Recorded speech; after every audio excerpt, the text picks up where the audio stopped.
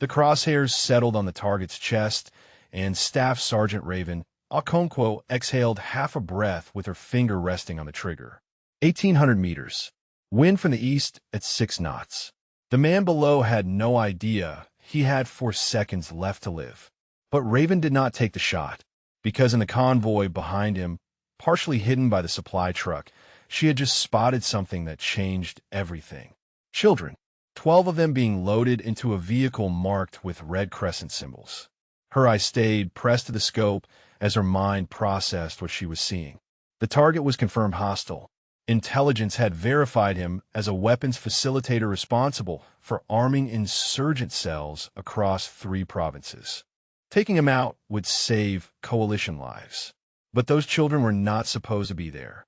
Nothing in the intelligence package mentioned civilians, and certainly nothing mentioned kids being moved alongside weapons shipments. Before we continue with this story, drop a comment and let us know what state you are watching from. Maybe you have witnessed someone stand up for what was right even when it cost them everything. The radio crackled against her ear. Staff Sergeant Okonkwo, you have authorization to engage. The shot is yours. Take it now. The voice belonged to Chief Warrant Officer Damon Slade, the task force intelligence officer monitoring from forward operating base Cobra 20 kilometers behind her position. His tone carried the impatience of a man who had been waiting too long for results. Raven kept her eye on the scope. Negative, she responded. I have civilian presence. 12 children being loaded into a marked humanitarian vehicle directly behind the target. I cannot guarantee a clean shot without risk to non-combatants. The silence on the radio stretched for 3 seconds.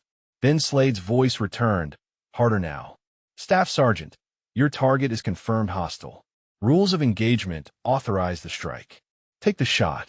She watched the children through her scope. Some of them were crying. Others had the hollow stare of kids who had seen too much violence to react anymore. The youngest looked maybe 6 years old. A little girl clutching a stuffed animal that had lost most of its stuffing.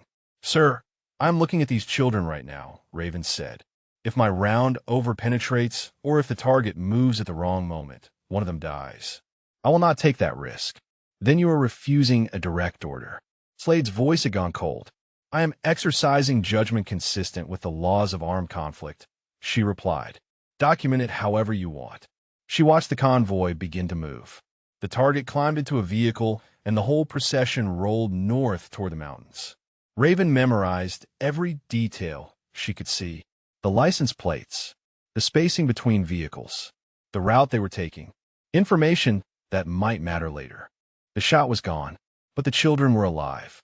She stayed in position for another 40 minutes until she was certain the area was clear, then began the long movement back to base. The desert heat pressed down on her like a physical weight as she navigated the rocky terrain, her rifle a familiar burden across her back. When she reached FOB Cobra, Slade was waiting for her at the operations center. He stood with his arms crossed and his jaw tight, surrounded by 4 other members of the task force who watched the confrontation with obvious interest. Staff Sergeant Okonkwo, he said loudly enough for everyone to hear. You compromised a priority target elimination today. 6 months of intelligence work. Exposé de surveillance assets. All because you lack the conviction to do your job. Raven set her rifle case down and met his stare without flinching. I had 12 children in my line of fire, sir. The rules of engagement are clear on civilian presence. The rules of engagement, Slade stepped closer, are interpreted by officers with experience, not by replacement snipers who have been on this task force for exactly 9 days. She noticed the others watching. Some looked sympathetic. Most looked away, unwilling to get involved. Slade had been running intelligence for this unit for 2 years. She was the new arrival, brought in to replace a sniper who had rotated home. In the hierarchy of credibility, she ranked somewhere below the interpreters. Captain Elaine Vance appeared in the doorway of the operations center. She was the task force commander, a compact woman with silver starting at her temples and eyes that missed nothing. Chief Slade, she said calmly. My office. Now, Staff Sergeant Okonkwo, you too. The walk to Captain Vance's office felt longer than it should have. Raven could feel Slade's anger radiating off him like heat from sun-baked metal. Inside the small room, Vance closed the door and turned to face them both. "I have reviewed the drone footage from today's operation," Vance said. Staff Sergeant Okonkwo's assessment of civilian presence was accurate. There were children in that convoy. Slade's expression flickered. The target was still valid. "We could have." Vance held up her hand. "We're not going to debate what could have happened. What did happen is that Staff Sergeant Okonkwo made a judgment call consistent with our rules of engagement and potentially prevented an international incident." She turned to Raven. "Tell me about those children. What did you see?" Raven described everything. The marked humanitarian vehicle, the crying kids, the way they were being loaded like cargo rather than passengers, the route the convoy took toward the northern mountains. When she finished, Vance was quiet for a long moment. "This confirms something we have suspected," the captain said finally. "We have intelligence suggesting a figure known as the Broker is using humanitarian aid convoys as cover for weapons trafficking. What you saw today suggests he may be moving more than weapons. He may be trafficking children as well." The weight of those words hung in the small room.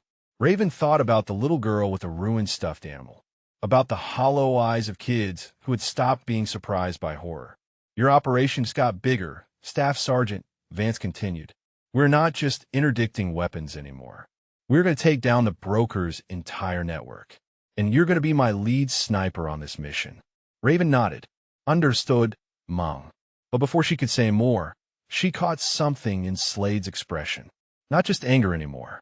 Something that looked almost like fear.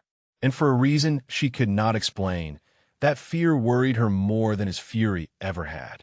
Captain Vance dismissed them both. As Raven walked back toward the barracks, she could not shake one thought from her mind. Slade had known the target's exact location. He had known the timing of the convoy. He had insisted she take the shot even after she reported children in the kill zone. Almost as if he had wanted those children caught in the crossfire. Almost as if chaos was the goal. She would be working with him on the most important operation of her career. The man who controlled what intelligence she received, and when she received it was the same man who had just threatened her career for following the rules of engagement. And something in his eyes told her that today was only the beginning of the problems he planned to cause her.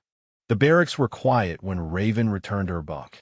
She pulled her rifle case from her shoulder and laid it on the footlocker with the care of someone handling something precious.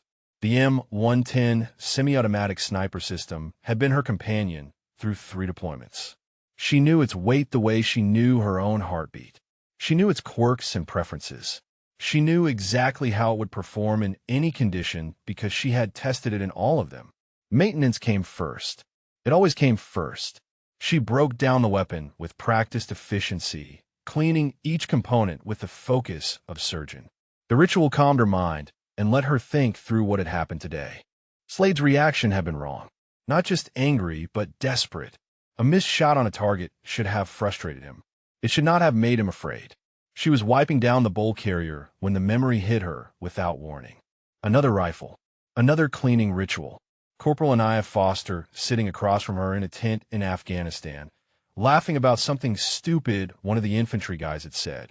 Anaya had been her spotter for 11 months. They had worked together so long they barely needed words anymore. A glance could communicate windage. A slight nod could confirm a target. And then came the day in Helmand Province when everything went wrong. Raven closed her eyes and forced the memory back. Not now. She could not afford to live in that day right now. She finished cleaning her rifle and reassembled it with movements so automatic her hands worked without conscious thought. The weapon went back in its case. The case went under her bunk, and the ghosts went back into whatever dark corner of her mind she kept them in. The team briefing was scheduled for 0600 the next morning. Raven arrived 10 minutes early and found a seat in the back corner of the operations center where she could observe everyone who entered. Old habit. Snipers learned to watch before acting. The room filled gradually. She recognized Sergeant First Class Tobias Hendricks from the personnel files she had reviewed before arriving. Call sign Ghost. He led the direct action team that would be executing any ground assault while she provided overwatch. Hendricks was tall and lean, with the kind of quiet competence that came from years of experience. He glanced at her when he entered and gave a small nod that communicated nothing. Not hostile, but not friendly either. The other team members filtered in behind him. She caught fragments of whispered conversation and heard her own name mentioned twice. Word had spread about yesterday, about the shot she had not taken and the confrontation with Slade that followed. She kept her expression neutral and waited. Slade entered last, carrying a tablet loaded with intelligence files. He moved to the front of the room without acknowledging her presence and pulled up a satellite image on the main display. Tauria, he announced. Abandoned village 40 clicks north of our position. Intelligence confirms this location as a waypoint in the broker supply chain. Weapons come in from the east and get redistributed to cells throughout the region. Raven studied the image carefully. The village was small, maybe 24 structures clustered around a central square. Defensive positions on the rooftops. A single road in and out with clear sight lines for anyone watching. Current estimates put hostile presence at 8 to 10 armed guards, Slade continued. Rotation every 6 hours. Our window for observation is tonight. We insert at 0200 in established positions for a 48-hour surveillance operation. Something about the image bothered her. She compared the satellite timestamp to the patrol position Slade was describing and found the discrepancy almost immediately. The timestamp showed the image was captured at 1400 local time, but the shadows in the photograph indicated late morning, maybe 1000 at the latest. Either the timestamp was wrong or the image had been altered. She raised her hand. The satellite imagery timestamp does not match the shadow positions, she said. Can we verify when this was actually captured? Slade's expression tightened. The imagery is current and verified, Staff Sergeant. Perhaps if you focused on your role in this operation rather than questioning the intelligence, we could proceed. She held his gaze for a moment, then nodded. Understood, sir. But she did not understand. She understood that something was wrong, and the man responsible for their intelligence did not want her asking questions. After the briefing, Raven walked toward the motor pool to check the vehicles assigned for tonight's insertion. She was halfway there when someone fell in a step beside her. A young soldier with nervous energy radiating off him like static electricity. Staff Sergeant Okonkwo, he said. I am Private First Class Darnell Webb. I have been assigned as your spotter for this deployment. She stopped walking and turned to look at him. He was young, maybe 22, with the eager expression of someone who had not yet learned how quickly things could go wrong in combat. Webb continued talking to fill her silence. I know I do not have much experience in the field yet, but I graduated top of my class in the spotter course, and I have studied all the manuals, and I really think I can. She held up a hand, and he stopped mid-sentence. How long have you been in country, Webb? 3 weeks, Staff Sergeant. She nodded slowly. 3 weeks. And before that, training at Fort Benning. Never deployed before. He straightened his shoulders. But I am ready. I know I am ready. Raven studied him for a long moment. She saw the determination in his eyes and recognized it. She had worn that same expression once, back when she believed that wanting something badly enough could make up for the things you did not know yet. Okay, Webb, she said finally. Come with me. She led him to a quiet spot behind the motor pool where they could talk without being overheard. For the next 2 hours, she walked him through everything the manuals did not teach. How to read microterrain for wind effects. How to calculate for heat shimmer at distance. How to breathe in sync with your shooter so your movements never disrupted the shot. Webb listened with intense concentration, asking questions that showed he was actually processing what she said rather than just waiting for his turn to talk. As the sun began to set over the FOB, painting the desert in shades of orange and gold, Webb asked the question she had been expecting. Staff Sergeant, can I ask you something personal? You can ask. Does not mean I will answer. Why did you not take the shot yesterday? Everyone is talking about it. Raven was quiet for a moment. Because once the bullet leaves the rifle, you cannot take it back, she said. You have to be certain. Not just certain of your aim, but certain that what you are about to do is right. Those children were not combatants. They were cargo, and I will not kill children to eliminate a target who will still be there tomorrow. Webb nodded slowly, processing her words. My family said I would never amount to anything, he said quietly. That I was wasting my time joining the army. I volunteered for this deployment to prove them wrong. Raven looked at him and saw herself at 22. Hungry to prove something, desperate to matter. She understood that hunger better than he would ever know. Then prove them wrong by being excellent, she told him. Not by being reckless. There is no glory in a body bag, Webb. Just grief for the people who loved you. He met her eyes and nodded. Something passed between them in that moment. An understanding. She would teach him. He would learn. And maybe, if she did her job right, he would survive long enough to teach someone else. That night, alone in her bunk, Raven pulled up the intelligence files on her tablet and began cross-referencing the satellite imagery with other sources. The more she looked, the more discrepancies she found. Patrol patterns that did not match. Timestamps that contradicted each other.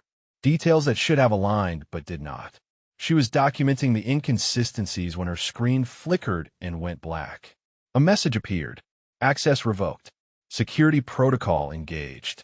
Someone had locked her out. Someone knew she was looking.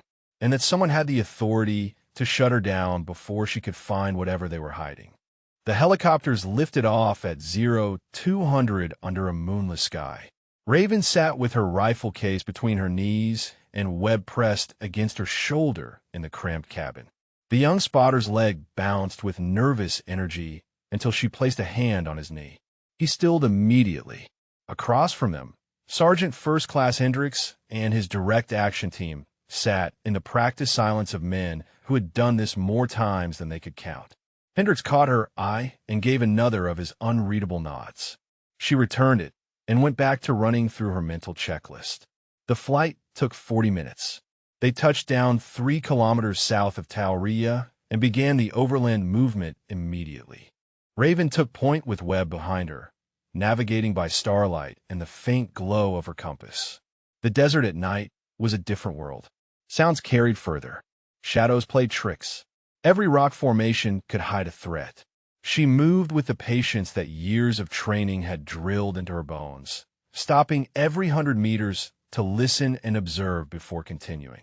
They reached their designated observation point as the first hints of gray touched the eastern horizon. The position was on an elevated ridge overlooking the village, exactly as the intelligence package had described. Raven began establishing their hide site, while Webb unpacked the spotting scope and rangefinder. Good sight lines, Webb whispered. I can see the whole village from here.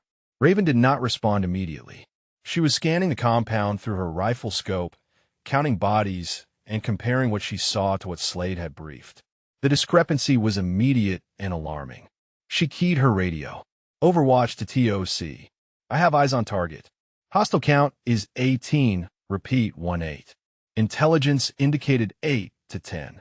Requesting confirmation. The response came from Slade's voice, tight with irritation. Overwatch. Intelligence is solid. You're likely counting civilian workers. Proceed with observation. She pulled her eye from the scope and looked at Webb. His expression told her he had heard the same thing she had. Those are not civilian workers. Every one of them carried a weapon. Every one of them moved with the discipline of trained fighters. Slade was either incompetent or lying, and nothing about his behavior suggested incompetence. Raven made a decision. She switched to the secondary channel that Hendricks and his team used for internal communication. Ghost, this is Overwatch. Do you copy? A pause. Then Hendricks' voice came through. Go ahead, Overwatch. I have 18 armed hostiles in the compound. Not 8. Repeat, 18. Your approach vector takes you directly into overlapping fields of fire from at least 3 rooftop positions. You walk in there based on the original brief. You are walking into a kill zone. The silence stretched for several seconds. Then Hendricks spoke again, his voice carrying a different tone than before. Copy that, Overwatch. We are adjusting approach. Stand by. She watched through her scope as the direct action team shifted their movement pattern, swinging wide to avoid the sight lines she had identified. It added 15 minutes to their approach, but kept them alive. The observation operation proceeded through the morning. Raven cataloged everything she saw. Guard rotations, weapon types, vehicle movements. Communication patterns. Webb proved surprisingly competent at the technical aspects of spotting, calling out details she might have missed and keeping meticulous notes. By midday, they had built a comprehensive picture of the compound's defensive posture. Then she saw something that made her breath catch. A convoy approaching from the north. 3 vehicles moving fast, kicking up dust trails visible from kilometers away. She tracked them through her scope as they entered the village and stopped in the central square. Armed men poured out and took up security positions. Then a figure emerged from the lead vehicle. Tall, well-dressed, moving with the confidence of a man who owned everything he surveyed. Victor Moroshi, the broker himself. Webb, she whispered, get on the satellite uplink. I need real-time imagery of this compound right now. Webb complied, fingers flying over the portable terminal. But before the connection could establish, another figure emerged from one of the buildings to greet the broker. This figure wore a uniform, an American uniform. Raven's finger found the zoom on her scope, and she pushed the magnification to its limit. The image was grainy at this distance, but she could make out enough. The height, the build, the way the man moved. She had seen that walk before. She had seen it yesterday, when he stood in front of her and threatened her career for following the rules of engagement. She was still processing what she had seen when chaos erupted. The first gunshot came from somewhere inside the compound. Then more shots, rapid and overlapping, the unmistakable sound of a firefight breaking out. Through her scope, Raven saw the broker and his entourage scrambling for their vehicles. The American figure had vanished, disappeared into the confusion as if he had never been there. Overwatch to all elements. She called into the radio. We have contact in the compound. Unknown source. The broker is attempting to exfil. Requesting guidance. Slade's voice came back immediately. All elements aboard observation. Repeat, aboard. The operation is compromised. Fall back to extraction point. Raven hesitated. The broker was right there, barely 1,000 meters away, climbing into a vehicle that would carry him back into the shadows where they might never find him again. She had the shot. She could end this right now. But she also had questions. Questions about the American she had seen. Questions about how this operation had been compromised. Questions about why Slade was so eager to abort when they were closer to their target than they had ever been. She made the call. Webb, pack it up. We are moving. They broke down the hide site in under 3 minutes and began their exfil. The movement back to the extraction point was tense, every shadow a potential threat, every sound a possible ambush. But they reached the helicopters without contact and lifted off as the sun began its descent toward the western horizon. Back at FOB Cobra, the debrief was chaos. Slade blamed the compromise on Raven's unauthorized communication with Hendricks on a secondary channel. He claimed her transmissions had been intercepted, alerting hostile forces to the coalition presence. Hendricks shut that down immediately. Her transmissions saved my team, he said, his voice cutting through the noise. She identified 18 hostiles when your intelligence said 8. If we had approached on the original vector, I would be writing letters to families right now instead of standing in this room. The room went quiet. Slade's face flushed with anger, but he said nothing. Captain Vance looked between them, her expression unreadable. This debrief is concluded, she said finally. Full reports on my desk by 0800 tomorrow. Dismissed. The team filed out. Raven was almost through the door when Hendricks fell in a step beside her. He walked with her in silence until they were clear of the operations center, then spoke quietly. That head count you gave me, he said. That was not a guess. You were certain. She nodded. I know what I saw. He studied her for a moment. Something shifted in his expression. Something that looked almost like respect.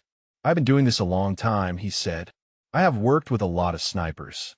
Most of them would have given me the count from the brief and let me walk into that mess, because contradicting intelligence is career suicide. You did not do that. She met his eyes. Those were your people, Sergeant. Being right about the count does not matter if your team comes home in bags. He nodded slowly. Then he reached into his pocket and pulled out his phone. Before we lifted off, I grabbed some photos of that compound, he said, including the convoy that arrived. He turned the screen toward her. The image was grainy, taken from distance, but it clearly showed two figures standing together in the village square. One was the broker. The other was wearing an American uniform. And even in the low-resolution image, the build and posture were unmistakable. "That is Chief Warrant Officer Slade," Raven said quietly. Hendricks nodded. "That is what I thought too. So the question is, what do we do about it?" They found a quiet corner behind the motor pool where the generators drowned out any possibility of being overheard. Raven studied the photograph on Hendricks' phone while her mind raced through the implications of what they had discovered. "If Slade is working with the broker," she said slowly, "then every piece of intelligence he has provided is compromised. Every operation, every target package, every mission brief." Hendricks nodded. "It explains the bad head count. He wanted my team walking into an ambush. The question is why?" "Money," Raven said. "It is always money. The broker moves weapons worth millions. A cut of that would be more than Slade could make in 20 years of army pay. But there is something else. Those children I saw in the convoy. If Slade is facilitating human trafficking on top of weapons smuggling, we're not just talking about corruption. We're talking about war crimes." The weight of that word hung between them. War crimes meant federal prosecution, life in military prison, complete destruction of everything Slade had built over his career.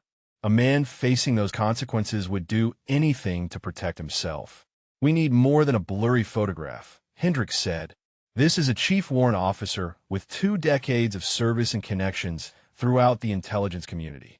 If we bring accusations without ironclad proof, we are the ones who disappear." Not him. Raven knew he was right. She had seen what happened to whistleblowers who moved too fast. Careers ended. Reputations destroyed. Sometimes worse. They needed evidence that could not be dismissed or explained away. The next morning brought new complications. Raven was reviewing equipment in the armory when Specialist Yusuf Kadir found her. Kadir was the task force interpreter and cultural advisor, a first-generation American whose parents had fled Iraq in the 90s. He moved through the local population in ways no other coalition member could, gathering intelligence through relationships rather than interrogation. "Staff Sergeant Okonkwo," he said quietly, "I need to speak with you. Privately." She followed him to a supply room where they could talk without being observed. Kadir looked nervous in a way she had not seen before. "I have contacts in the villages north of here," he began. "People who trust me because I speak their language and understand their customs. Last night, one of them reached out with information." He paused, gathering himself. "There is talk among the locals about an American who works with a broker. They call him the one who takes the children's money." Raven felt her stomach tighten. "Explain that." "The broker pays families for their children," Kadir said. "It is presented as opportunity. Education in Europe. Jobs in wealthy countries. The families are desperate, and they believe the lies. But the money that is supposed to go to these families has been coming up short. Someone is skimming from the payments. Someone American. And this American," Raven said. "Do they know who he is?" Kadir shook his head. "They only know he visits the broker's compound. He wears a uniform. He speaks with authority. But my contact says there is a woman who might be able to identify him. A mother whose daughter was taken 3 months ago. She saw the American's face. She would recognize him again." "Where is this woman now?" "A village called Khazar al-Nahar," Kadir replied. 20 kilometers east. But there is a problem. She will only speak to another woman. Cultural prohibition. She will not give testimony to unknown men." Raven understood immediately. She was the only woman on the task force with the clearance and training to conduct this kind of interview. If they wanted the witness, she would have to be the one to get her. She found Hendricks in the operations center and pulled him aside to share what Kadir had learned. His expression darkened as she explained. "This is getting bigger than we can handle alone," he said. "We need to bring someone else in." "Who?" Raven asked. "Slade controls the intelligence flow. Half the officers on this base owe him favors. If we pick the wrong person to trust, we are dead before we can prove anything." "Captain Vance," Hendricks said. "She gave you cover after the first operation. She questioned Slade's conclusions in the debrief. If anyone on this FOB is clean, it is her." Raven considered it. Vance was an unknown quantity. She had shown fairness, but fairness was not the same as courage. Bringing her in meant risking everything on the integrity of a woman they barely knew. Before she could respond, her radio crackled. Staff Sergeant Okonkwo, report to the operations center. Chief Warrant Officer Slade has your next assignment. She exchanged a look with Hendricks and walked back into the building. Slade was waiting with a map displayed on the main screen. He did not bother with pleasantries. Tomorrow night, he said, we have intelligence on a weapons cache in Grid Square 47. You will provide overwatch from this position. He pointed to a spot on the map. High ground, exposed ridgeline, single approach and egress route. Raven studied the position and felt ice form in her chest. It was a death trap. Anyone in that location would be visible from 3 directions with no cover and no escape route if things went wrong. It was almost identical to the position where Anaya had died. She kept her voice level. This position has significant tactical vulnerabilities. I would recommend an alternate location with better concealment and multiple egress options. Slade smiled. It was not a pleasant expression. The position is optimal for observation of the target area. Your concerns are noted and overruled. Webb, standing nearby, started to speak. Sir, if the position is compromised, there is no way to private Webb. Slade cut him off. One more word, and I will have you reassigned to a supply depot in Kuwait so fast your head will spin. Webb went pale, but fell silent. Raven felt a surge of protective anger, but forced it down. Losing her temper would accomplish nothing. Understood, sir, she said. I will prepare for deployment.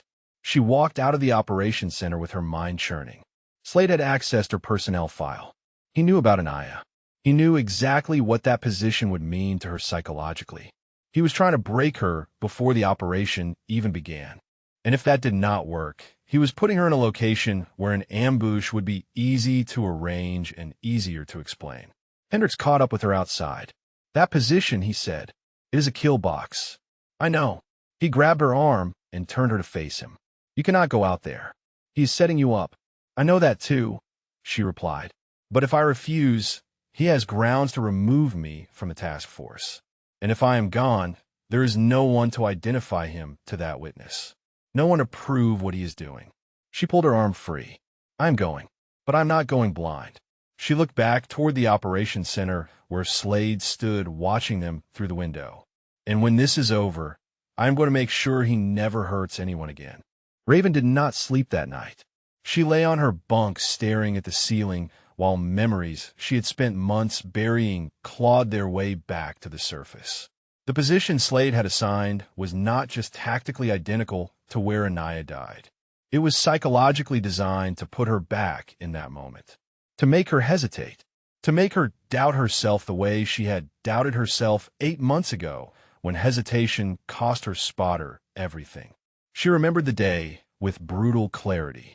Helmand Province, a ridge overlooking a village where intelligence said a high-value target was meeting with tribal leaders. Raven had been watching for 6 hours when she spotted movement that did not match the pattern. Armed men approaching from the east, using cover that suggested they knew exactly where the observation post was located. She called it in. A senior sniper monitoring from the Tactical Operations Center had dismissed her concerns. Shadows, he said. Nervous rookie, seeing threats that were not there. Hold position and maintain observation. She had trusted his experience over her own instincts. 40 minutes later, the armed men she had spotted flanked their position and opened fire. Anaya took a round through the neck before Raven could even identify the source. She died in Raven's arms while Raven tried to stop the bleeding with hands that would not stop shaking. The official report called it an intelligence failure. No one was held accountable. The senior sniper who dismissed her warning retired with full honors 3 months later. And Raven learned a lesson she would never forget. Trust what you see. Never let someone else's authority override your own eyes. Morning came gray and cold. Raven went through her equipment preparation with mechanical precision, checking every component of her rifle twice, then a third time. Webb found her in the armory and stood watching in silence for several minutes before speaking. Staff Sergeant, he said quietly, I heard what happened at your last posting. About your spotter. Raven's hands stilled on her rifle. Who told you? Does it matter? Webb replied. I just wanted you to know that I understand why this position is hard for you. And I want you to know that I trust you. Whatever happens out there, I trust your judgment." She looked at him and saw the earnest determination in his young face. He had no idea what he was walking into. He had no idea that the man running their intelligence wanted them both dead. And despite knowing all of that, she was going to take him out there anyway because the alternative was letting Slade win. "I need you to listen to me carefully," she said. "Tonight is going to be dangerous. More dangerous than anything you have trained for. If I give you an order, you follow it immediately. No questions. No hesitation. Do you understand?" Webb nodded. "I understand." She held his gaze for a moment longer, then returned to her rifle. Whatever happened tonight, she would not let another spotter die because she failed to act. The insertion went smoothly. Helicopters dropped them 3 kilometers from the target area, and they moved overland through terrain that shifted from rocky desert to sparse scrubland. Raven navigated with extra caution, stopping frequently to scan for threats that the official intelligence would never have reported. They reached the designated position as darkness settled over the landscape. It was exactly as bad as she had anticipated. The ridge offered clear sight lines to the target area, but zero concealment from the flanks. A single scraggly bush provided the only cover. Anyone who knew they were there could approach from multiple directions without being seen until they were close enough to guarantee the kill. Webb began setting up the spotting equipment while Raven established her firing position. Her hands were steady, but her heart rate was elevated in a way she could not fully control. The ghosts of Hellman were whispering at the edges of her mind, telling her this was how it ended, telling her she was going to fail again. She forced the voices down and focused on the task. The target area was a compound 1,500 meters to the north. According to Slade's intelligence, weapons were being stored there for distribution. According to Raven's instincts, this entire operation was a setup designed to eliminate the one person who could connect Slade to the broker. 2 hours into the observation, she spotted the threat. Movement on the eastern flank, 300 meters out. Men approaching in a spread formation that spoke of military training and hostile intent. She counted 5, then 7, then realized there were more coming from the west as well. They knew exactly where she was. "Overwatch to TOC," she said into her radio. "I have hostile contact approaching from multiple vectors, requesting immediate extraction." The response came from Slade's voice, calm and unhurried. "Overwatch, we are showing no hostile activity in your area. Maintain position and continue observation." They were coming. She could see them clearly now, moving with purpose, weapons ready. And the man responsible for sending her here was telling her to stay put and die. "Negative," she replied. "I have confirmed visual on at least 12 armed hostiles converging on my position. Executing emergency exfil." She grabbed Webb by the shoulder. "Move. Now." They abandoned the position and began moving south, away from the approaching threat. Raven covered their retreat, scanning through her scope for targets while Webb navigated. The first shots came when they were 200 meters from the ridge. Rounds cracked past her head, close enough that she felt the displaced air against her cheek. She returned fire, dropping one hostile, then another, buying them seconds to keep moving. Then Webb went down. The impact spun him sideways, and he collapsed with a cry of pain that cut through the chaos of gunfire. Raven was at his side in an instant, dragging him toward a shallow depression that offered minimal cover. His shoulder was torn open, blood soaking through his uniform at an alarming rate. "Stay with me," she ordered, her hands already working to apply pressure to the wound. "You stay with me, Webb." His face was pale with shock, but his eyes stayed focused on hers. "I'm okay," he gasped. "I can still move. Keep going." She pulled him deeper into cover and keyed her radio. "Overwatch to any coalition element. I have one wounded, hostile contact from multiple directions, requesting immediate fire support and extraction." The response came from an unexpected voice. "Hendricks. Overwatch, this is Ghost. I am monitoring your frequency. Extraction is inbound, 6 minutes out. Can you hold?" 6 minutes. An eternity when you were pinned down with a wounded man and ammunition running low. "We will hold," she replied, because there was no other option. She positioned herself between Webb and the approaching hostiles, sighted through her scope, and began the longest 6 minutes of her life. Each shot had a count. Each trigger pulled bought them another few seconds. She dropped 3 more before the distinctive sound of helicopter rotors cut through the night. The extraction team laid down suppressive fire as they touched down 50 meters from her position. She hauled Webb across the open ground, ignoring the rounds that kicked up dirt around her feet, and threw him into the helicopter before diving in after him.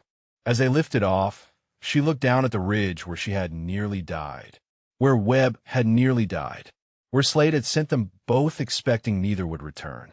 47 minutes. That was how long they had been pinned down because the man controlling their intelligence wanted them eliminated.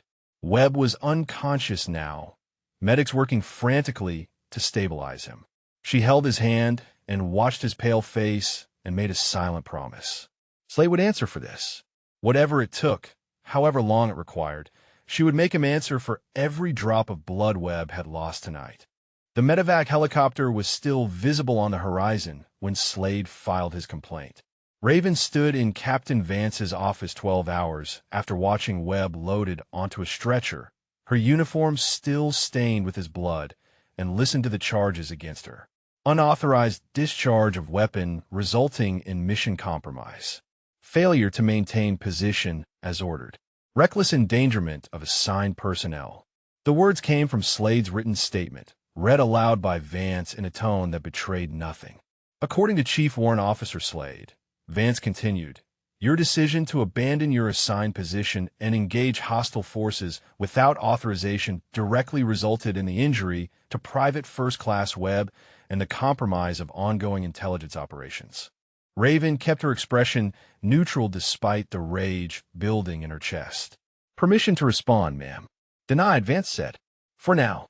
She set down the document and studied Raven with unreadable eyes. "You're confined to quarters pending formal investigation. Your weapon has been confiscated. You are not to communicate with any member of the task force without authorization. Do you understand these restrictions?" Raven understood perfectly. Slade was isolating her, cutting off her allies, giving himself time to eliminate any evidence of his involvement with the broker before she could prove what she knew. "Yes, ma'am," she said. "I understand." Dismissed. Raven walked back to her quarters through a FOB that had grown suddenly hostile. Soldiers who had nodded to her yesterday now looked away. Conversations stopped when she approached. Slade had been busy spreading his version of events, and in the absence of contradicting information, people believed what they were told. Her quarters felt like a cell. 4 walls, a bunk, a footlocker, and the knowledge that everything she had worked for was being dismantled by a man who sold weapons to terrorists and trafficked children for profit. She sat on her bunk and stared at the wall and tried to find a path forward through the wreckage of her situation. The knock on her door came 3 hours later. Hendricks slipped inside without waiting for permission and closed the door behind him. His presence was a violation of her confinement orders. If Slade found out, it would be used as evidence of conspiracy. Hendricks clearly did not care. "I've been digging," he said quietly. "Slade's complaint does not match the radio logs." She looked up. "What do you mean?" He sat down across from her. "Slade claims you fired without authorization, that you engaged hostiles before confirming threat level with the TOC. But I pulled the recordings from my team's communication archive. We run parallel documentation on every operation as standard protocol. The recordings show you called in the hostile contact and requested extraction. They show Slade denying your request and ordering you to maintain position. They show you calling for fire support while already under attack." She felt something shift in her chest. Hope, fragile and dangerous. "You have recordings." "I have recordings," Hendricks confirmed. "Time-stamped and authenticated." Slade falsified his report. "The evidence proves it. But we need more than proof of falsified paperwork. We need proof of what he is actually doing. We need that witness." Before Raven could respond, the door opened again. Specialist Kadir entered quickly, checking the hallway before closing the door. His expression carried urgency and something else. "Fear." "I have news," he said. My cousin works in the communications center. He monitors encrypted traffic as part of his duties. Tonight, he intercepted a message from Chief Warrant Officer Slade to coordinates outside the wire. Raven leaned forward. What coordinates? Kadir pulled out a worn map and pointed to a location 20 kilometers east of the FOB. Khazar al-Nahar, the village where the witness is located. She felt ice form in her stomach. He knows about the witness. Kadir nodded. The message was encrypted, but my cousin recognized the protocol. It is the same encryption the broker's network uses for sensitive communications. Slade warned them. He told them we are coming. The room fell silent as the implications settled over them. Their one chance to identify Slade, to prove his connection to the broker, had just become a trap. The witness was either already dead or being used as bait to eliminate anyone who came looking for her. We have to go anyway, Raven said. Hendricks stared at her. You are confined to quarters. Your weapon is confiscated. Slade has eyes on every exit. And you want to walk into a location where he has already arranged an ambush. Yes, Raven replied. Because if we wait, that witness disappears and we lose everything. Slade walks free. The broker keeps operating. And those children I saw in that convoy end up, God knows, where while we sit here, following procedures designed to protect the man who betrayed us. The door opened a third time. Captain Vance stepped inside and closed it behind her.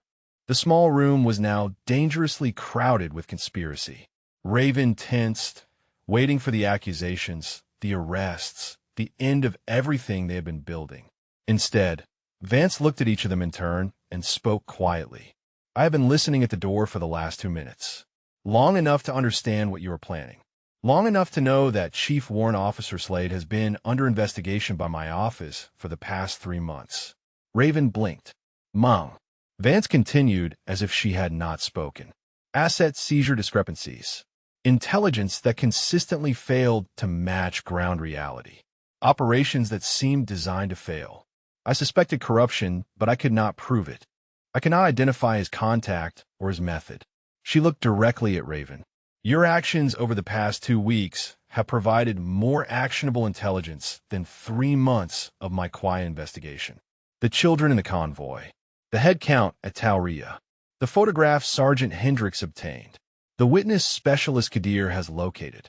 You have built a case I could not build alone. Hendricks spoke carefully. Does this mean you are authorizing our operation? No. Ban City Plaith. I cannot officially sanction what you are planning. If this goes wrong, I need deniability to continue the investigation from inside. She paused. But I can delay noticing Staff Sergeant Okonkwo's absence from her quarters for 6 hours. I can ensure the gate guards are occupied during the 0200 shift change. And I can make certain that Chief Warrant Officer Slade remains occupied with paperwork until morning. She reached into her jacket and produced a sidearm. She handed it to Raven. Bring me proof I can use, she said, and bring yourselves back alive. The captain left without another word. Raven looked at Hendricks, then at Kadir, then at the weapon in her hand. They had 6 hours to reach a village where an ambush was waiting, extract a witness who might already be dead, and return with evidence that could bring down a traitor. The odds were terrible. The risks were catastrophic. And it was the only chance they had. Let us move, she said. They left the FOB through a maintenance gate on the eastern perimeter at 0215. Kadir had arranged for a vehicle marked as a civilian contractor truck, the kind that moved through the region without attracting military attention. Hendricks drove, while Raven rode in the back with her borrowed sidearm, and a rifle Hendricks had liberated from his team's backup cache. The weapon was not her M110, but it would serve. The drive to Khazar al-Nahar took 90 minutes through terrain that shifted from paved road to dirt track to barely visible paths through rocky desert. They traveled without headlights for the final 10 kilometers, navigating by starlight and GPS. No one spoke. The weight of what they were attempting pressed down on all of them like physical mass. Hendricks stopped the vehicle behind a ridge 2 kilometers from the village. They would proceed on foot from here, approaching from the south rather than the eastern road where any ambush would be positioned. Raven took point, moving through the darkness with the patience her training had instilled. Every shadow received scrutiny. Every sound was cataloged and analyzed. Behind her, Hendricks and Kadir followed in disciplined silence.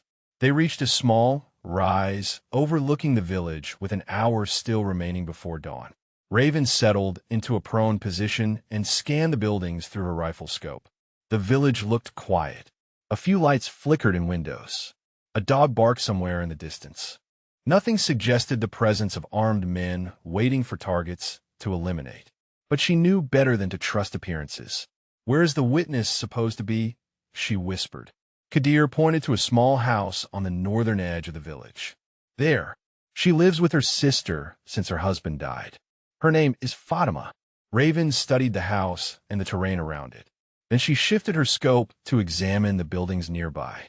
It took her less than a minute to find what she was looking for. 30 meters behind the witness location, partially concealed in the shadows of an abandoned structure, she counted 6 armed men. They were positioned to cover the approach to Fatima's house from every direction.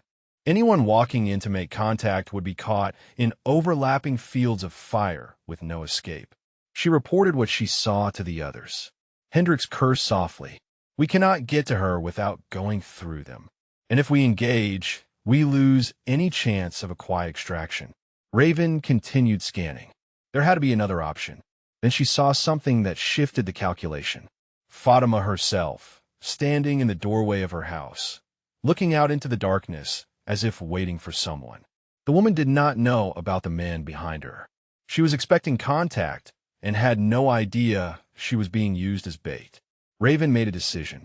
"I can eliminate the ambush team before they know we are here." Hendricks turned to stare at her. 6 targets. Mixed concealment. Low light. That is not Overwatch support. That is a solo assault with a bolt-action rifle. "I can do it," she said. "I have the angle." They are clustered in pairs. 3 shots before they understand what is happening. 2 more before they can effectively respond. The 6th will break cover, and I will take him when he moves. It was insane. She knew it was insane. 6 men with automatic weapons against 1 sniper operating alone. But the alternative was abandoning Fatima to whatever fate Slade had arranged for her and losing the only witness who could identify him as the broker's American contact. Hendricks was quiet for a long moment. Then he spoke. "If you take the shot, Ghost and I will move on the village. We could be at the witness location in 3 minutes if you suppress effectively." Raven nodded. "Get ready to move." She settled into her shooting position and began the calculations. 600 meters to the first target. Wind negligible. Humidity low. She identified each man through her scope and assigned them numbers based on threat priority. The 1 with the radio first, then the 2 with the clear sight lines, then the remaining 3 in order of reaction speed. She found the stillness at her center, the quiet place where nothing existed except the rifle and the target. Her finger rested on the trigger. She exhaled half a breath and held it. The first shot dropped the radio operator before the sound reached the village. The second and third came within 4 seconds, both finding their marks. The remaining 3 men scrambled for cover, but they were moving in panic, not tactics. She tracked the 4th as he broke left and put a round through his chest. The 5th tried to return fire toward her position, but he was shooting blind into darkness. Her 5th shot ended his attempt. The 6th man ran. She had anticipated that. Her scope followed his movement, and she led him by 2 meters. The round caught him mid-stride, and he collapsed in the dirt. 18 seconds. 6 targets. 6 rounds. The ambush team was eliminated before any of them understood what was happening. "Move," she said into the radio. Hendricks and Kadir sprinted toward the village while Raven maintained overwatch, scanning for additional threats. She saw Fatima still standing in her doorway, frozen with confusion at the sudden violence that had erupted behind her home.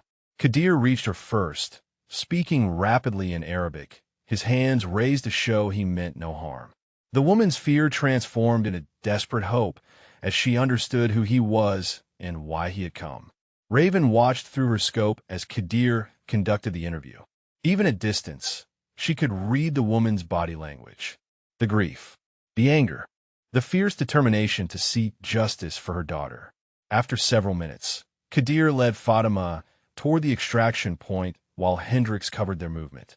They linked up with Raven at the ridge and began the return journey to the vehicle. In the truck, Kadir translated what Fatima had told him. She saw the American clearly, he said. Tall, thin build, a scar on his left hand between thumb and forefinger. He visited the broker's compound 3 times while she was held there waiting to learn where her daughter had been sent. She heard them discussing shipment routes and payment schedules. Raven felt grim satisfaction settle in her chest. The scar on Slade's left hand was distinctive. She had noticed it the first time they met. Combined with Fatima's physical description and testimony about what she overheard, they had what they needed. But Kadir was not finished. There is more, he said. Fatima knows where the children are being held before transport. A location called the Old Fortress. Ruins in the mountains 10 kilometers north of Tauria. The next shipment is scheduled for tomorrow night. 16 children, including her daughter. Raven looked at Hendricks. They had come for evidence against Slade. They had found something larger. A chance to rescue 16 children before they disappeared into a trafficking network that would scatter them across 3 continents. A chance to dismantle the broker's operation entirely. The question was whether they could get back to base, convince Captain Vance to authorize a rescue mission, and execute it before Slade realized his ambush had failed and warned his partner to accelerate the transport. They were 20 minutes from the FOB when Kadir's phone rang. His cousin's voice was panicked and barely audible. Raven caught fragments through the speaker. Slade knows. AWOL. MPs mobilizing. The message was clear. Their window had just closed. If they returned to base, they would be arrested before they could deliver their evidence. If they did not return, Slade had time to warn the broker, and those 16 children would vanish forever. Hendricks pulled the vehicle off the road and killed the engine. Dust settled around them in the pre-dawn darkness while they processed the implications of what Kadir's cousin had reported. The silence stretched until Raven spoke. We have 3 options. Return to base and get arrested. Run and become fugitives while Slade eliminates every piece of evidence. Or we find another way. Hendricks stared through the windshield at the empty desert. What other way is there? We go straight to Vance, Raven said. Not through the gate. Not through official channels. Direct contact. She gave us 6 hours. She knew the risks. If anyone on that FOB is positioned to help us now, it is her. Kadir shook his head. My cousin said MPs are mobilizing. Slade told Captain Vance you went AWOL and stole weapons. She may not have a choice but to arrest you. Or she's playing along until she understands the situation, Raven replied. Vance is not stupid. She knows Slade filed that complaint 12 hours after I nearly died in an ambush he arranged. She knows the timing is suspicious. We have to trust that she will listen before she acts. It was a gamble. Everything about this operation had been a gamble from the moment Raven refused to take that first shot with children in her line of fire. But the alternative was abandoning 16 kids to a fate worse than death while a traitor walked free. She was done playing it safe. Kadir made the call. His cousin answered on the second ring, voice tight with fear. They spoke rapidly in Arabic while Raven and Hendricks waited. After 2 minutes, Kadir ended the call and turned to face them. My cousin will deliver a message to Captain Vance directly. He knows her aide and can ensure it reaches her without going through official communication channels. He paused, but there's a complication. Slade is not just claiming you went AWOL. He is telling Vance that you have been compromised, that you made contact with hostile forces and are providing intelligence to the broker's network. Raven felt a cold fury settle in her chest. Slade was not just trying to arrest her. He was building a narrative that would justify anything that happened next. If coalition forces encountered her outside the wire, they would treat her as an enemy combatant. He was trying to get her killed and make it look like justice. What is in the message? Hendricks asked. Everything, Kadir replied. The witness testimony, the location of the children, the evidence that Slade falsified his complaint, the photograph from Tauria, coordinates where we will wait for response. If Vance believes us, she will come. If she does not, we will know within 4 hours. For hours. The sun would be up by then. They would be exposed in daylight, hunted by both hostile forces and potentially their own people. And 16 children would be one step closer to disappearing forever. They found a position in a shallow wadi 3 kilometers from the main road. The terrain provided concealment from aerial observation and defensible sight lines in case ground forces approached. Raven established a watch rotation while Hendricks and Kadir caught what rest they could. She took first watch, scanning the horizon through her rifle scope as the sky slowly brightened from black to gray to pale gold. The waiting was its own form of torture. Every vehicle that appeared in the distance could be rescue or death. Every radio transmission crackling through the static could be Vance or Slade. Every minute that passed brought them closer to the point where the children's transport would begin and any chance of rescue would evaporate. During her watch, Raven found herself thinking about the choices that had led her here. She had joined the army at 18 to escape a life that felt too small for her ambitions. She had become a sniper because she wanted to protect the soldiers who could not protect themselves. She had refused to take the shot on that first day because protecting people meant protecting everyone, even children she would never meet. And now she was hiding in a desert canyon, waiting to find out if her own country would help her or hunt her down. Hendricks relieved her at midday. She tried to sleep, but her mind would not quiet. She kept seeing Webb's face as they loaded him onto the medevac helicopter, kept hearing Anaya's last breath rattling in her chest, kept imagining 16 children crammed into trucks and driven toward a future of exploitation and abuse. The vehicles appeared on the horizon at 1400. Raven spotted them first, counting 3 military trucks approaching from the direction of the FOB. Her heart rate spiked as she tracked them through her scope. If Slade had sent a strike team, this was where it ended. If Vance had believed them, this was where it began. The convoy stopped 500 meters from their position. Dust clouds settled, doors opened, and Captain Elaine Vance stepped out of the lead vehicle with her hands visible and empty. Raven exhaled a breath she had not realized she was holding. They emerged from concealment and walked to meet the captain. Vance studied each of them in turn, her expression betraying nothing. Then she spoke. Chief Warrant Officer Slade is being detained for questioning. 2 hours ago, the base JAG received an anonymous package containing financial records showing deposits to offshore accounts that correspond with dates of asset seizures under Slade's authority. Combined with the evidence your message provided, there is sufficient cause for formal investigation. Raven felt something loosen in her chest. He is finished. Slade is contained, Vance confirmed. But the broker does not know that yet. She turned and gestured toward the vehicles behind her. I brought Sergeant Hendricks' team. I brought a platoon of infantry from the Quick Reaction Force. And I brought authorization for an immediate operation to interdict a human trafficking network and rescue civilian hostages. She reached into the vehicle and retrieved a rifle case. She handed it to Raven. Inside was her M110, cleaned and ready. You are my lead sniper on this mission, Staff Sergeant. The fortress is 10 kilometers north of here. The children's transport is scheduled for tonight. We have 6 hours to plan, position, and execute. She met Raven's eyes with an intensity that left no room for doubt. Do not make me regret trusting you. Raven chambered around and felt the familiar weight of her rifle settle into her hands. She would not. Those children were coming home. And anyone who tried to stop that was going to learn exactly what happened when you underestimated the quiet woman with the long rifle. The briefing took place in the shadow of the vehicles with maps spread across a folding table and satellite imagery pulled up on a ruggedized tablet. Captain Vance outlined what they knew while Raven studied the fortress layout with the focus of a surgeon examining scans before an operation. The structure was ancient, built centuries ago to guard a mountain pass that no longer held strategic value. Crumbling walls formed a rough rectangle around a central courtyard. Guard towers at each corner provided overlapping fields of fire. A single road approached from the south, easily watched and easily defended. Fatima's intelligence indicates the children are being held in the eastern wing, Vance said. Underground storage rooms that were originally designed for grain and supplies. The broker uses them as holding cells before transport.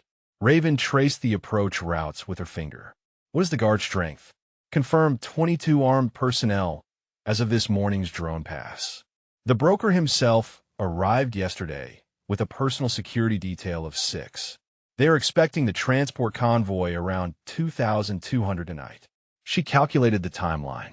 That gave them 8 hours to position, 4 hours of darkness before the convoy arrived, and a narrow window to execute before reinforcements could respond. It was tight, but possible. The broker knows someone has been targeting his operation, Vance continued.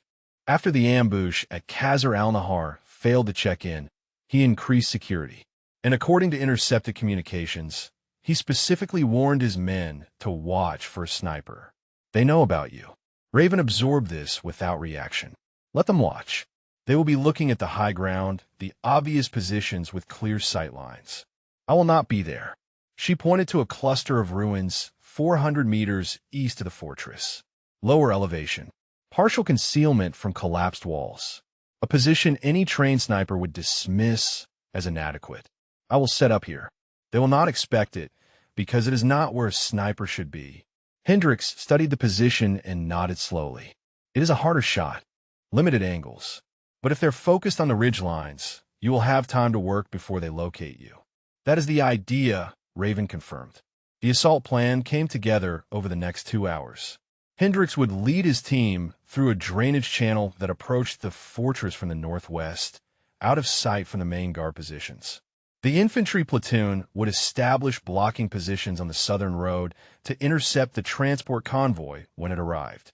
Raven would provide precision fire support, eliminating key targets to create openings for the breach team. Vance would coordinate from a command position 1 kilometer south, maintaining communication with all elements. The children's safety is the priority, Vance emphasized. We need the broker alive, if possible. He has information about the broader network that could save hundreds of other victims. But if it comes down to his capture or the children's lives, the children come first. Understood, Raven replied. She had no intention of letting Victor Marashi escape. But she also had no intention of letting a single child die in the crossfire. They moved into position as the sun began its descent toward the western horizon. Raven traveled alone, navigating the rocky terrain with the patience that had become her trademark. The ruins she had selected were exactly as unpromising as they appeared on the imagery. Collapsed walls created awkward angles. Rubble limited her movement options. The sight lines to the fortress were partially obstructed by a crumbling tower. It was a terrible sniper position by conventional standards, which made it perfect. She established her hide in a depression between 2 fallen columns, arranging debris to break up her silhouette. Through her scope, she could see the fortress courtyard, the eastern wing where the children were held, and approximately 60% of the guard positions. Not ideal coverage, but enough to make a difference when the assault began. The radio crackled with position confirmations. Ghost team in position. Blocking force set. Command established. All elements reported ready. Now they waited for darkness. The hours passed with agonizing slowness. Raven controlled her breathing and let her mind settle into the calm focus that preceded action. She thought about Webb recovering in a hospital bed in Germany. She thought about Anaya, whose death had taught her to trust her own eyes over anyone else's authority. She thought about 16 children huddled in underground cells, waiting for a rescue they did not know was coming. The sun touched the horizon. Shadows lengthened across the desert. And inside the fortress, lights began to flicker on as the broker's men prepared for the night's business. The assault commenced at 2147, 13 minutes before the transport convoy was scheduled to arrive. Raven's first shot took out the guard in the southeastern tower, the one with the clearest view of Hendricks' approach route. The sound had not finished echoing before she was cycling her bolt and acquiring her second target. The northwestern tower guard fell as he reached for his radio. Hendricks' voice came through the earpiece. Breach team moving. She shifted her scope to cover their advance, tracking movement in the courtyard as guards responded to the sudden elimination of their overwatch. 2 men emerged from a doorway and sprinted toward defensive positions. She dropped the first, the second dove behind a wall before she could fire. Automatic weapons fire erupted from multiple points as the broker's men engaged the assault team. Raven worked her rifle methodically, prioritizing targets by threat level. A man with an RPG setting up on the western wall. Down. A guard attempting to flank Hendricks' position. Down. A figure in the courtyard directing others with hand signals, clearly a leader. Down. Through her scope, she saw Hendricks' team reach the eastern wing and stack on the entrance. Breach in 3, his voice reported. 2. 1. The door went in with a controlled explosion and the team disappeared inside. Raven held her breath, waiting for the report. 10 seconds. 20. Then Hendricks' voice, tight with controlled emotion. Hostages secured. 16 souls. All alive. Repeat, all alive. Relief flooded through her, but she forced it aside. The mission was not over. Movement in the courtyard caught her attention. A figure running toward a vehicle on the northern edge of the compound, flanked by 2 bodyguards. Even at this distance, she recognized the confident stride of a man accustomed to power. Victor Moroshi. The broker was trying to escape. Raven tracked the broker through her scope as he sprinted toward the vehicle. 1,100 meters. Target moving laterally at approximately 15 kilometers per hour. Wind from the southwest at 4 knots. 2 bodyguards flanking him, one slightly ahead and one trailing behind. She had seconds before he reached cover. The lead bodyguard reached the vehicle first and yanked open the driver's door. Raven put a round through his chest before his hand touched the steering wheel. The man collapsed against the vehicle and slid to the ground. The broker did not stop. He changed direction, angling toward the passenger side, while his remaining bodyguard turned to face the direction of the shot. The bodyguard raised his weapon and began firing blindly toward the ridgeline, where a conventional sniper would have positioned. He was aiming at empty rocks 800 meters from her actual location. Raven ignored him and focused on the vehicle. The broker was reaching for the door handle. She calculated the lead, adjusted for his deceleration as he prepared to enter, and squeezed the trigger. The round struck the engine block as he pulled the door open. Steam and smoke erupted from under the hood. The vehicle was disabled. The broker froze for a fraction of a second, processing that his escape route had just been eliminated. In that moment of hesitation, Raven shifted her aim and put her third round through his left thigh. He went down screaming, clutching his leg as blood poured between his fingers. The remaining bodyguard finally identified her position from the muzzle flash of her third shot. He swung his weapon toward the ruins and opened fire. Rounds cracked against the ancient stones around her, sending chips of rock flying. She stayed low, letting him empty his magazine into her cover. When the firing paused as he reloaded, she rose, acquired him in her scope, and ended the threat with a single shot. Overwatch to all elements, she reported. The broker is down. Leg wound. 2 bodyguards eliminated. He is not going anywhere. Copy that, Overwatch. Hendricks' voice carried satisfaction. Assault team is securing hostages for extraction. Courtyard is clear. She maintained her position, scanning for additional threats while the operation transitioned from assault to consolidation. The blocking force on the southern road reported contact with the incoming transport convoy, 3 vehicles that attempted to flee when they realized the fortress had fallen. 2 were disabled. The third surrendered when its occupants understood they were outgunned and surrounded. Within 30 minutes, the compound was fully secured. Raven broke down her position and moved toward the fortress on foot, her rifle slung across her back. The scene in the courtyard was controlled chaos. Soldiers securing prisoners, medics treating wounded, intelligence personnel beginning the process of cataloging evidence. And in the center of it all, 16 children blinking in the harsh light of tactical flashlights, wrapped in blankets provided by soldiers who handled them with extraordinary gentleness. She found Hendricks near the eastern wing, supervising the documentation of the underground holding cells. The conditions were exactly as terrible as she had imagined. Bara concrete floors. No sanitation. Chains bolted to the walls where the children had been restrained. Evidence of neglect and mistreatment that would fuel nightmares for years. How are they? She asked. Hendricks shook his head slowly. Alive. Scared. Some of them have not spoken since we found them. The medics say there is no sign of severe physical abuse, but the psychological damage is going to take time. Raven nodded. Time was something they could give now. Time and safety and the knowledge that someone had come for them when the world had forgotten they existed. Captain Vance approached with a tablet in her hand, her expression carrying something Raven had not seen before. Satisfaction mixed with vindication. Initial interrogation of the broker is producing results, she said. He is trading information for medical treatment. Apparently, a shattered femur provides excellent motivation for cooperation. What has he given up? Hendricks asked. Everything. Vance scrolled through the tablet. Bank accounts, network contacts, transport routes, names of officials in 4 countries who have been taking bribes to look the other way. And most importantly, recordings of his conversations with Chief Warrant Officer Slade discussing payment schedules and intelligence sharing. The case against Slade was now ironclad. Not just circumstantial evidence and witness testimony, but documented proof from the broker himself.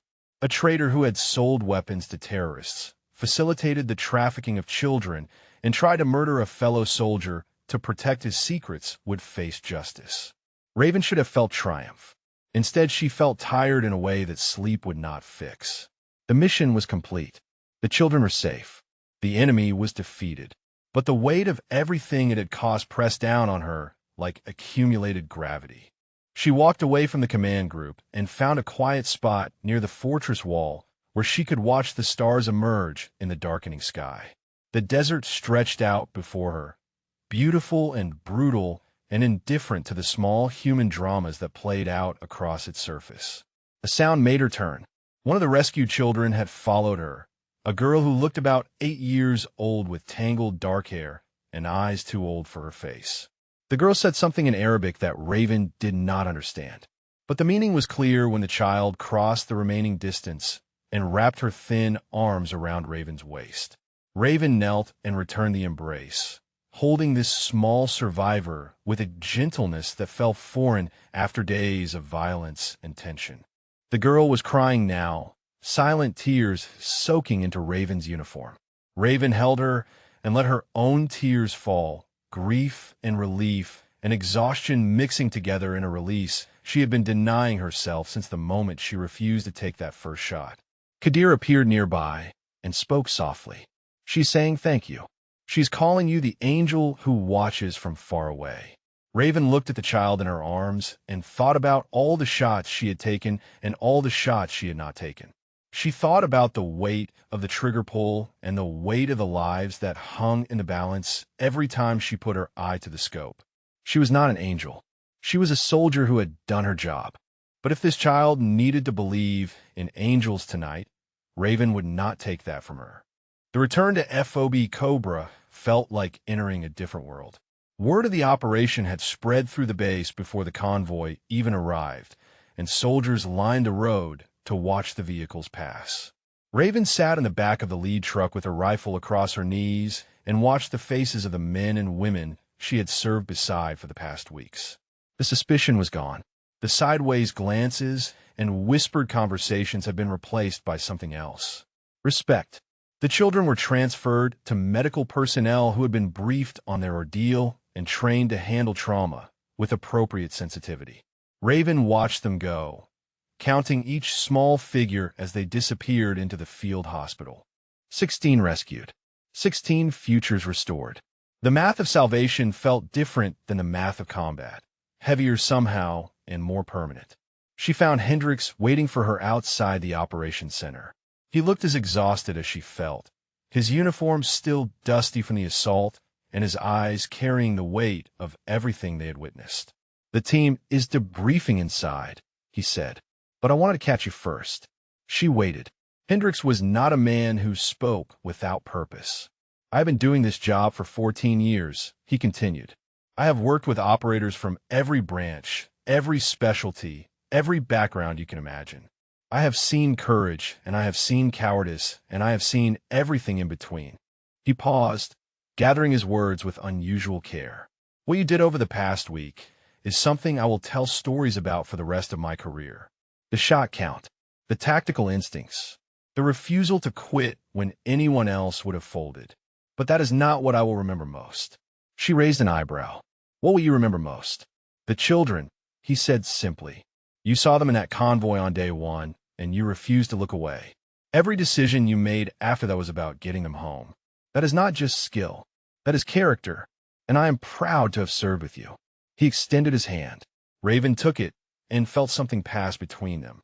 Not just mutual respect, but the bond of people who had faced death together and emerged on the other side. He walked into the operations center, and she followed, ready to account for everything they had done. The debrief lasted 3 hours. Every moment of the operation was documented, analyzed, and recorded for the official record.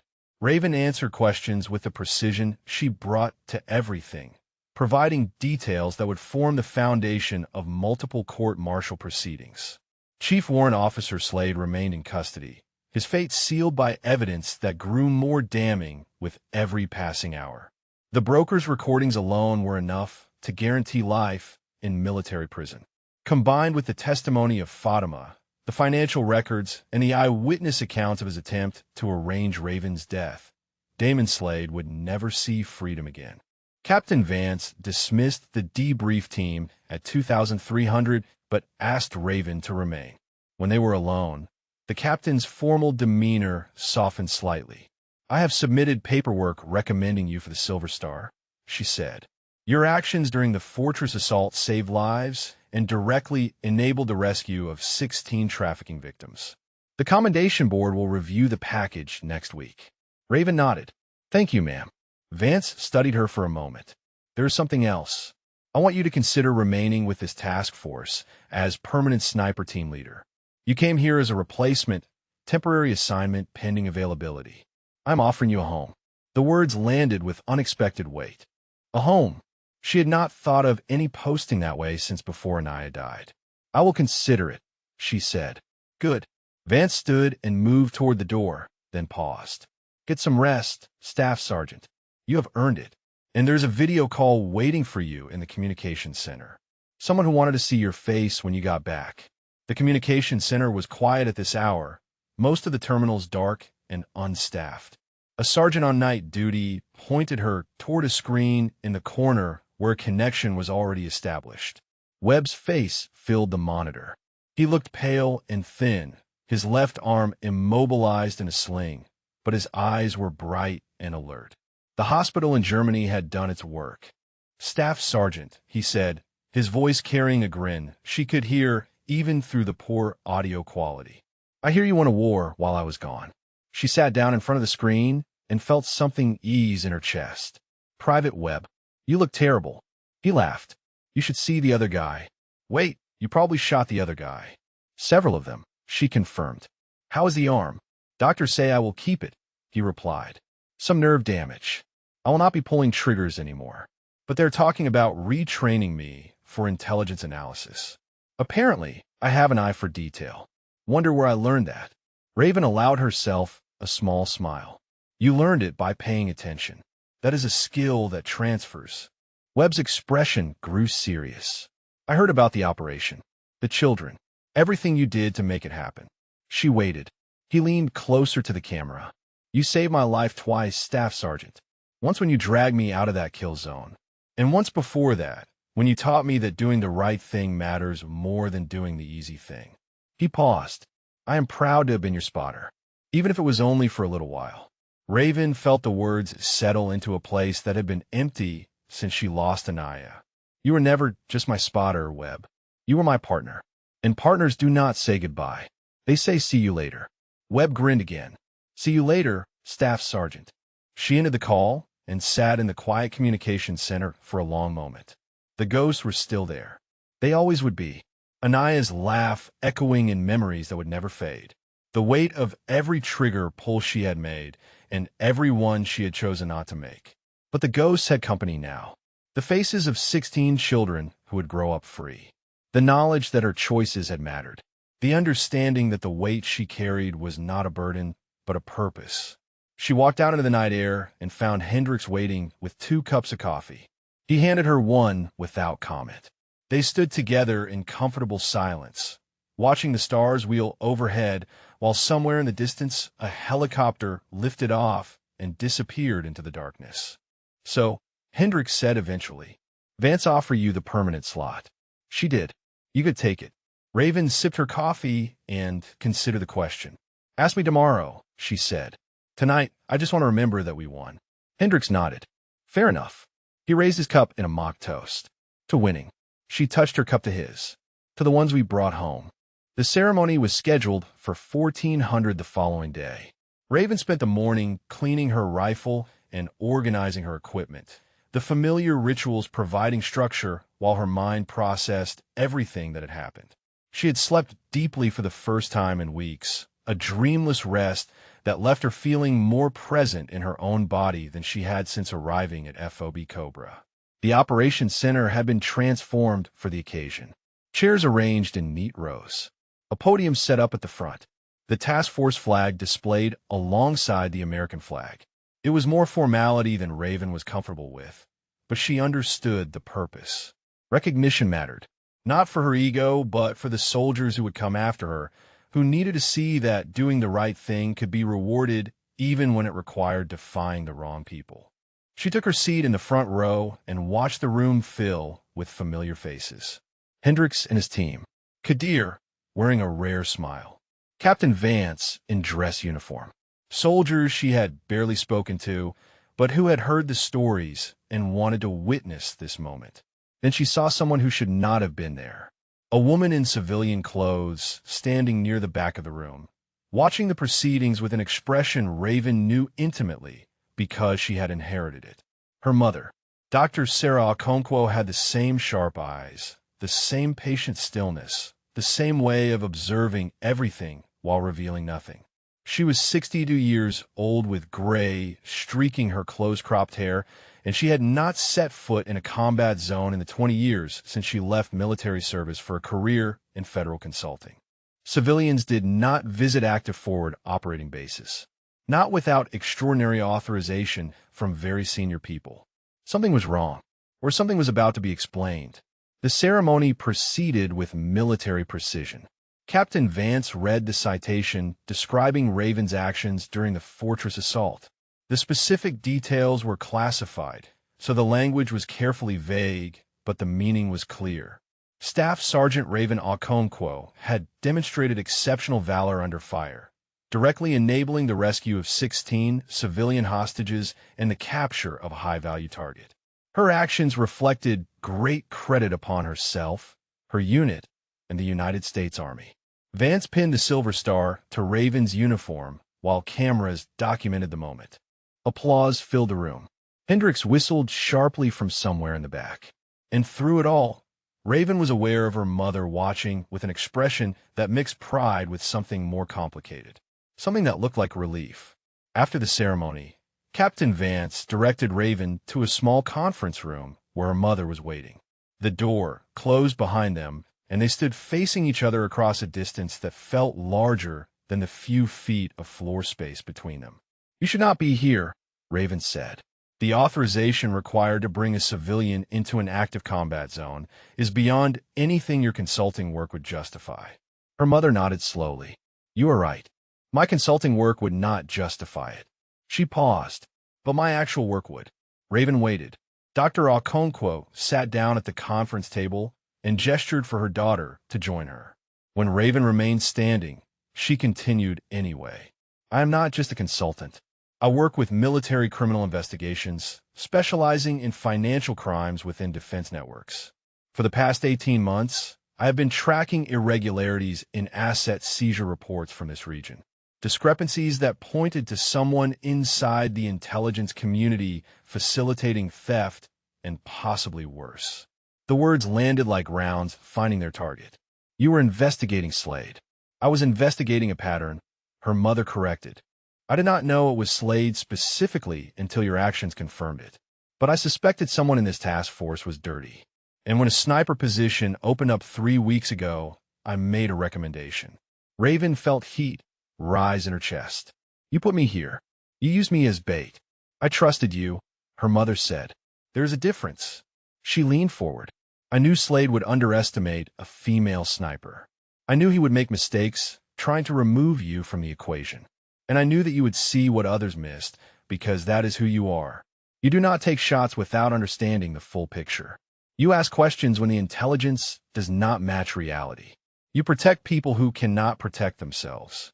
The anger Raven felt was real, but so was the understanding that crept in alongside it. Her mother had not thrown her into danger blindly. She had calculated that Raven was the solution to a problem no one else had been able to solve. You could have told me, Raven said quietly, and compromised your objectivity, put you at risk of retaliation before you had evidence to protect yourself? Her mother shook her head. I chose to trust your abilities without burdening you with my suspicions. The choice of what to do with what you discovered was always yours. Raven sat down across from her mother. The distance between them felt different now. Not smaller exactly, but more navigable. Years of separation, of careers that pulled them in different directions, of a relationship that had never quite found its footing. None of that was erased, but something new was possible. I am proud of who you became, her mother said. Not because of anything I did. You built yourself into this person despite my absences, despite the ways I prioritized work over presence. I see your father in you. The best parts of him. Raven thought about her father, dead now for 12 years. A quiet man who had taught her patience and precision and the importance of seeing clearly before acting. She thought about her mother, brilliant and distant, and committed to justice in ways that sometimes excluded the people closest to her. She thought about herself, shaped by both of them and yet entirely her own. I am staying with the task force, she said. Captain Vance offered me a permanent position. I am taking it. Her mother nodded. Good. They need you. She stood and moved toward the door, then paused. There will be more operations. More people like Slade who believe they can exploit the system without consequence. More children who need someone watching over them. Raven met her mother's eyes. Then I will be watching. She returned to the ceremony space and accepted congratulations from soldiers whose respect she had earned through action rather than rank. She shook hands and exchanged nods and let the community she had fought to protect welcome her into its center. Later, after the crowds dispersed and the sun began its descent toward the western mountains, she walked alone to the ridge overlooking the desert.